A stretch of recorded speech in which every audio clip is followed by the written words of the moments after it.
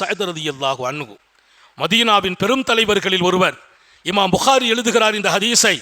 கந்தக்கு களம் முடிந்த போது மஸ்ஜிதுன் நபவியில் அவர்களுக்காக ஒரு டெண்டை அமைத்தார்கள் ஸல்லல்லாஹு அலைஹி வஸல்லம்.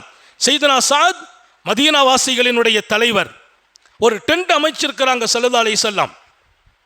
அவர்களை உடல்நலம் விசாரிப்பதற்காக அவங்க கேட்ட துஆ, மௌத்தை கேட்கக்கூடாது, மௌத்தை கேட்கக்கூடாது. சையதுனா சஅத் ரலியல்லாஹு அன்ஹு கேட்கிறார்கள் அல்லாஹ்விடத்தில், ரப்பே இந்த காயம் கந்தக்கிலே ஏற்பட்டு இருக்கிறது, பெருமானார் ஸல்லல்லாஹு அலைஹி வஸல்லத்தை எதிர்த்த மக்காவாசிகளோடு இனி ஒரு போர் இருக்குமையானால் என் ஹயாத்தை நீளமாக்கி வைப்பாயாக.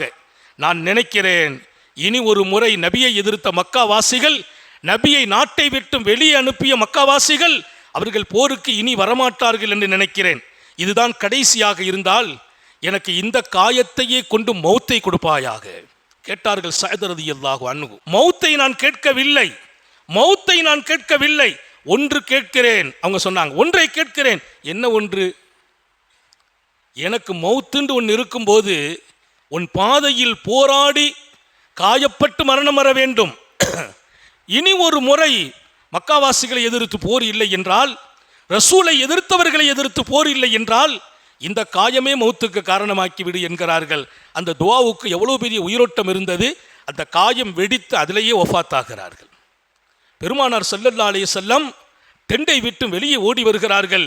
என்ன ரத்தம் என்றார்கள். இங்கே சஅதுனுடைய புனிதமான உடல் எங்கே இருக்குமோ அங்கிருந்து அந்த ரத்தம் வெளியேற, கொஞ்சமல்ல மடைபோல் ரத்தம், உடம்புள்ள உள்ள மொத்த ரத்தமும் வெளியாக ஜிப்ரீல் வந்து சொன்னார்கள், யார் இன்று மரணித்தார்? அல்லாஹ்வினுடைய அர்ஷே கொஞ்சம் நடுங்கியது.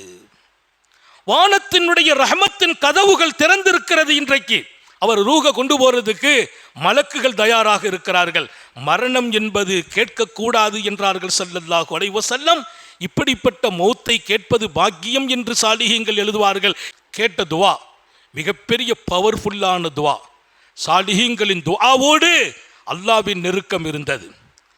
சாலிஹீன்களின் துஆவோடு அல்லாஹ்வின் அங்கீகாரம் இருந்தது. அவர்கள் கேட்ட உணர்வு மகத்தானது. கடமைக்கு கேட்கறது இல்லை, மக்காவுக்கு போனாங்க மௌத்தாயிரணுமே அப்படின்ற ஒரு பரக்கத் அப்படிலாம் இல்லை. பலமாக உறுதியாக அந்த இதய துடிப்பு தான் அல்லாஹ் பார்க்கிறான். அல்லாஹ் கோலத்தையா பார்க்கிறான்? அவன் கோலத்தை பார்ப்பதே இல்லை. இன்னல்லாஹ லா யன்துரு இலா சுவரிக்கும், அல்லாஹ் உங்கள் கோலத்தை பார்ப்பதில்லை.